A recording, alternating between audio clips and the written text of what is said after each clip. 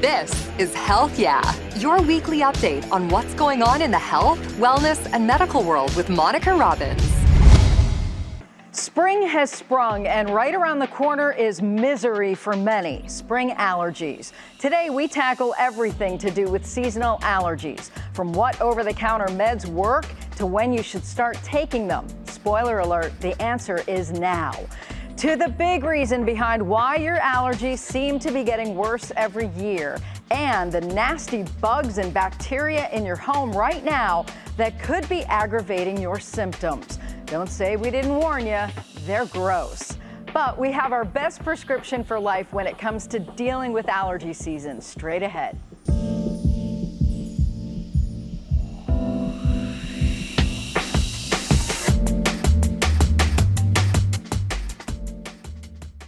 Hi, and welcome to Prescription for Life. I'm your host, Monica Robbins, and this is the health and wellness show where we try to answer all your questions about the everyday problems we all deal with, like today's hot topic, allergies. According to the Asthma and Allergy Foundation, more than 50 million people in the U.S. suffer from allergies. In fact, it's the 6th leading cause of chronic illness in America. And it's not just all the stuff floating in the air. We are going to tackle it all today. Coming up, I sit down with a specialist from Cleveland Clinic to get some really specific advice on everything from what medications work best to how to even know what's causing your sniffles. Is it your dog or the dogwood tree outside?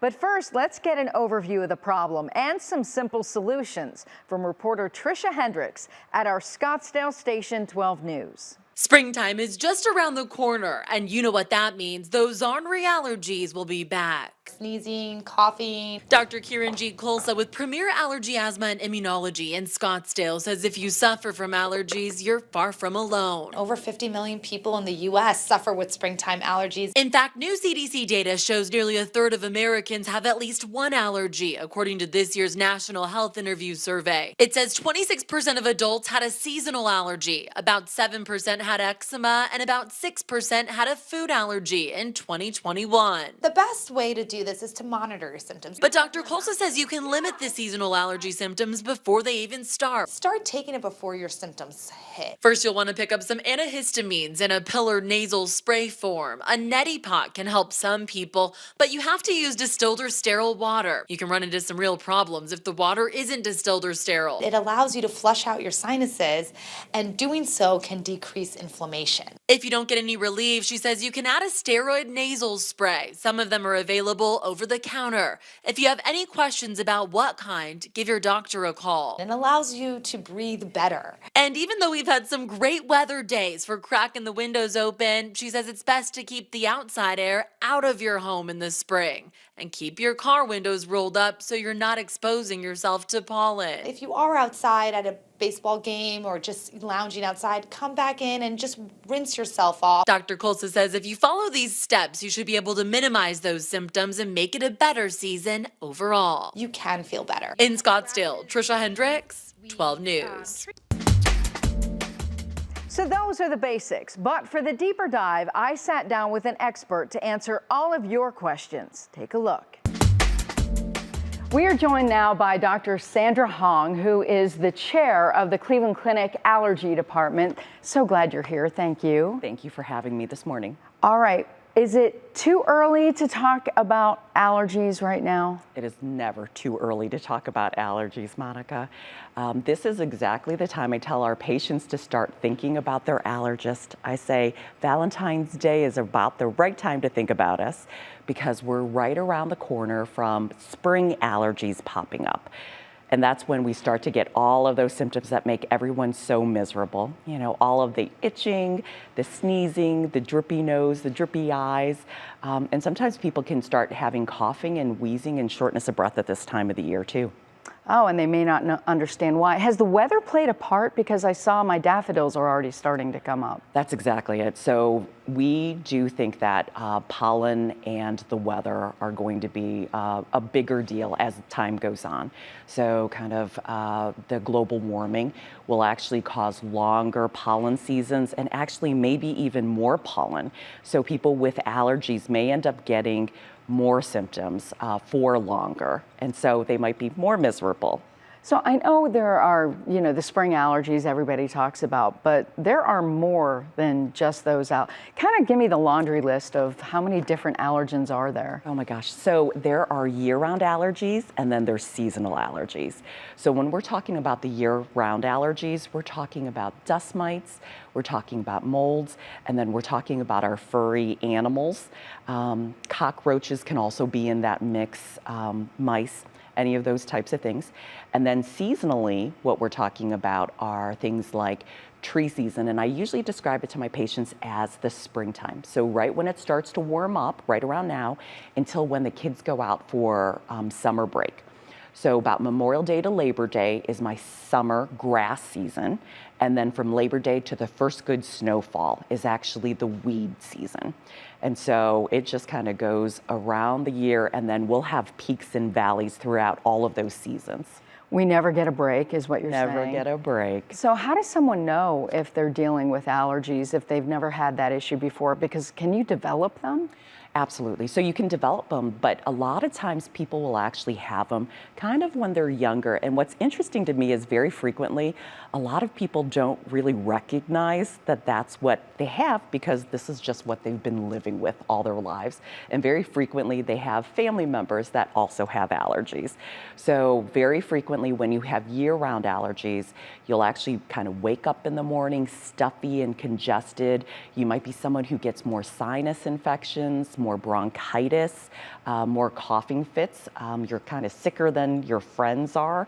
And then seasonally, you'll actually get periods of time where, gosh, every spring, I actually get itching, I'm sneezy, I seem to get a lot more drainage, and I keep getting these colds, but they last for months as opposed to just a couple weeks. I'm glad you brought up colds. We have colds, we have COVID, we have allergies that are coming. How do you tell the difference? Yeah, so it can be difficult for people.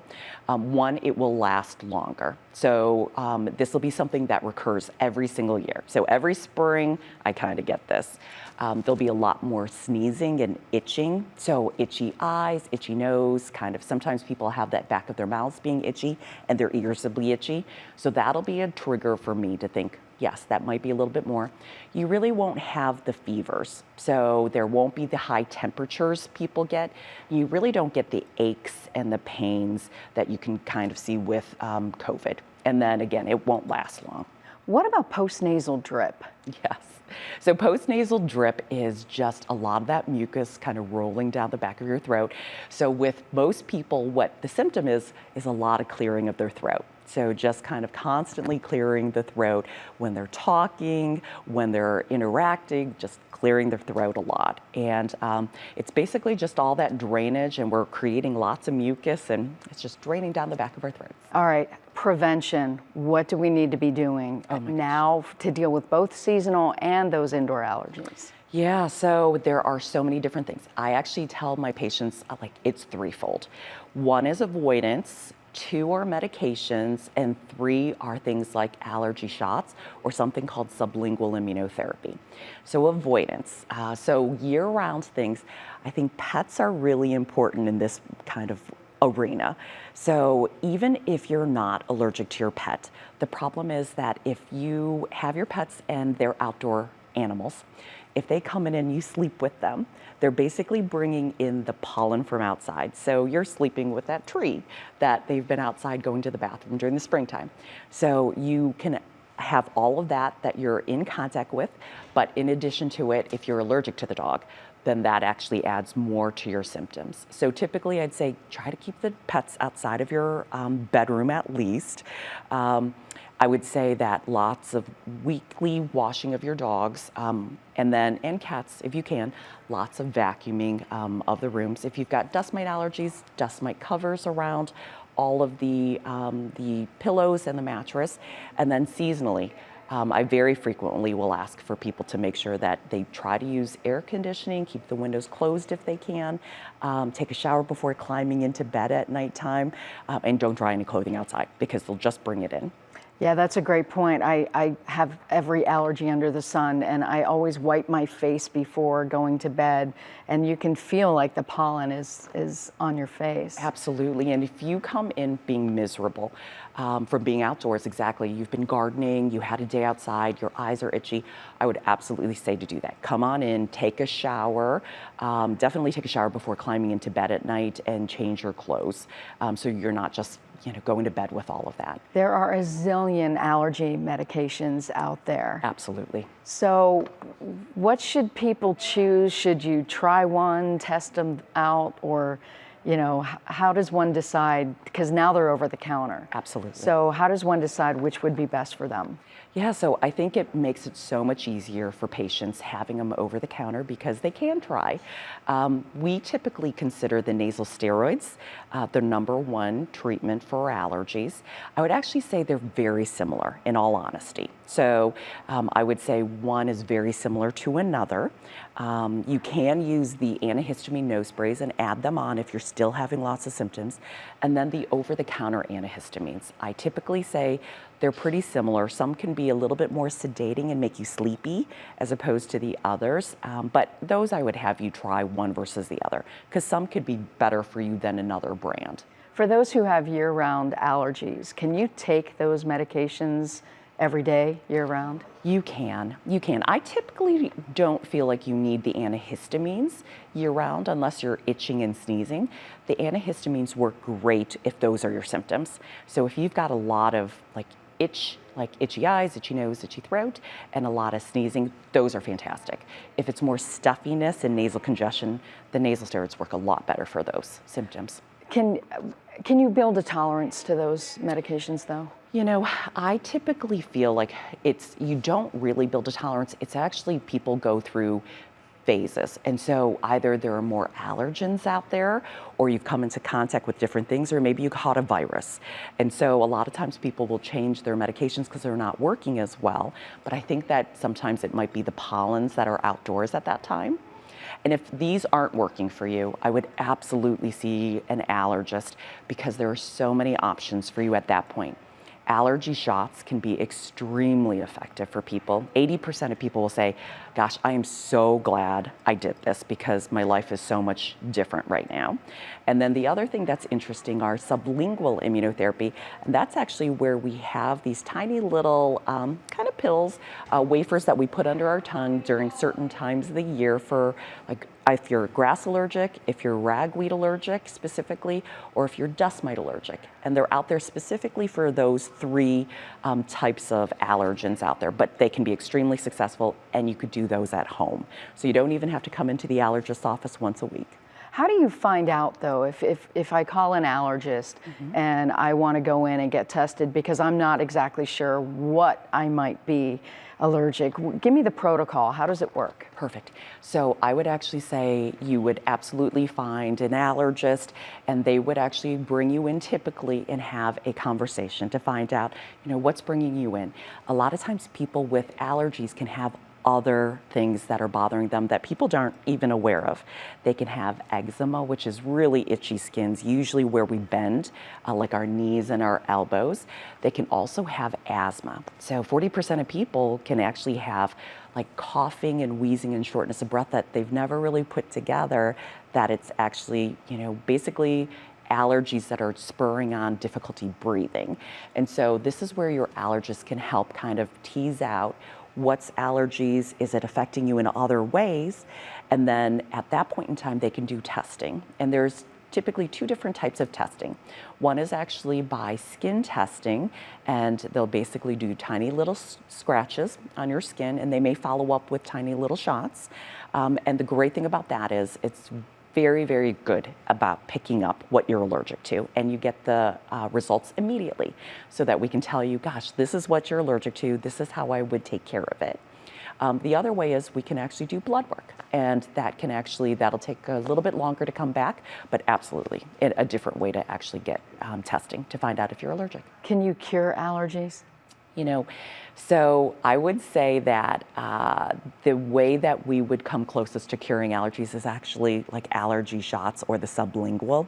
And Yes, there are definitely people that can actually say, you know, my mom made me do shots when I was a teenager for 3 years, and I'm 70 now and I never had problems again. So there are definitely people out there that can have amazing results with their allergy shots, and that's what we're always going for. Final thoughts, the most common mistake people make and the thing that you wish everybody knew about allergies. Gosh, that they could feel better. Like, I think that a lot of people don't realize that they don't have to suffer from their allergies, and that there are so many different things that we could do. Allergies actually keep people from being the best that they can be. It keeps them from working extremely well. It keeps kids from being able to focus. They can't sleep at night really well. A lot of times they can't participate in sports and be the best athlete that they can be. Allergies actually contribute to that. And if we can actually get that to the best that they could do, they could be the best they could be. Great point. Dr. Hong, thank you so much. Thank you. Thank you for inviting me.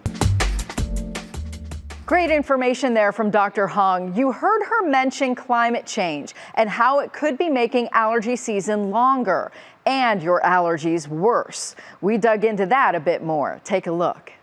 As the weather warms, Michaela Martin braces for the stuffy nose, watery eyes, and headaches that come with allergy season. I definitely notice my allergies change when the seasons either come earlier or we kind of have a little bit of a surprise spring, then go back to winter and then back to spring again. If you feel that way, you're not alone. Allergists are now pointing to climate change as a reason. The time between our thaw and our freeze is much longer, and so the plants have longer to reproduce and produce more pollen during that time. At the same time, increased development and traffic in large cities also promotes higher pollen counts. It's really common to see ragweed along roadways. That ragweed feeds off of the sunlight and also the car exhaust. So those are the two ingredients to make more ragweed pollen. In the last 3 years, scientists identified more than 100 new allergens, impacting a lot of new sufferers. The presence of having one allergy also means that the machinery or the cells and the immune system are already primed to create allergy. Attack it early, minimize exposure, use long-acting over-the-counter allergy meds, and for those with severe allergies, consider immunotherapy, like allergy shots. If we're able to start allergy medications and treatments early, we really keep those horses in the barn and get a much better control of symptoms with less medication. Michaela got the shots and can now embrace beautiful weather. So we can blame global warming for some of our allergies, but there could be other factors much closer to home, like in your bed. Ew. Yeah, Cece Gaines from our station KARE 11 in Minneapolis tells us more about the gross things inside our homes that could be making our sneezes and sniffles worse. And they are gross. Don't say I didn't warn you. It's hard to ignore the downside of spring. The sneezing, watery eyes, runny nose, better known as sneaky spring sickness. As allergens from the outside attack us, did you know there are dangerous allergens, bugs, and bacteria in your home right now that are also contributing to your spring allergies? Don't worry, Paula Scovira with AdvantaClean says there are ways you can prevent those germs and allergens from invading your home. There's so much bacteria on the bottom of your shoes. So taking your shoes off every time you come inside, especially if you have little kids that are crawling on your floors. She also recommends wiping off purses and backpacks with a microfiber cloth or disinfectant wipe. Next on the list, your bedroom. If you think you're sleeping alone, think again.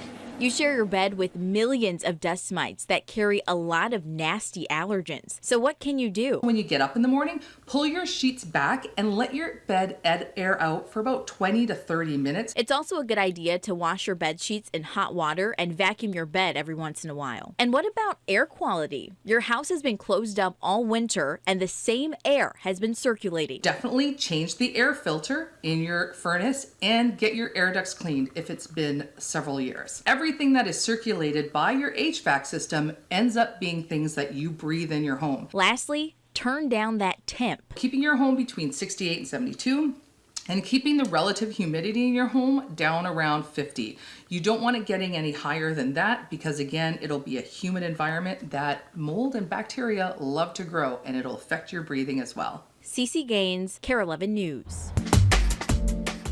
If that's not another reason to do that spring cleaning, I don't know what is. If you take anything from today's show, it's that it is not too early to start treating your seasonal allergies, even if you haven't had a sniffle yet. We hope you enjoyed this episode of Prescription for Life. We'll be right back here next week for another episode where we're going to look at the weight loss medication craze. You don't want to miss that one. Until then, thanks for joining us. I'm Monica Robbins. See you next time. Thank you so much for tuning into Health Yeah. Please find me on Twitter and Instagram at Monica Robbins. Like and follow my Facebook page, Monica Robbins WKYC. Find video podcasts at Monica Robbins channel on YouTube. And please subscribe. Wishing you great health and hope to see you again soon. Thanks for listening to Health Yeah with Monica Robbins from WKYC Studios.